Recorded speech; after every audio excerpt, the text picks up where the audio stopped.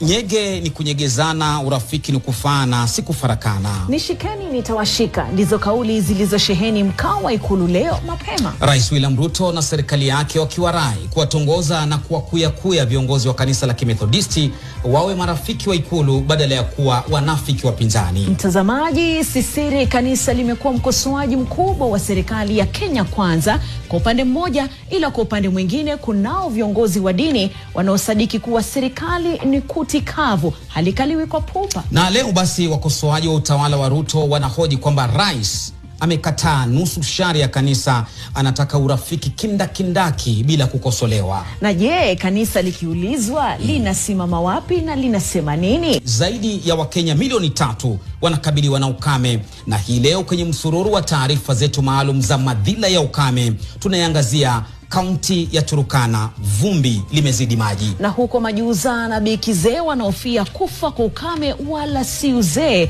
Msururu unaendelea. Ama kweli, baada ya kisa mkasa likikatika guu linamea kono. Ijapo serikali inajaribu kuzuia jeraha baada ya kovu, hali si hali pachangu. Makinika, ni Ijumaa teule, Ijumaa ya kwanza kabisa mfungo wa Ramadhani kwa ndugu zetu Waislamu. Wa assalamu alaikum wa rahmatullahi wa barakatuh.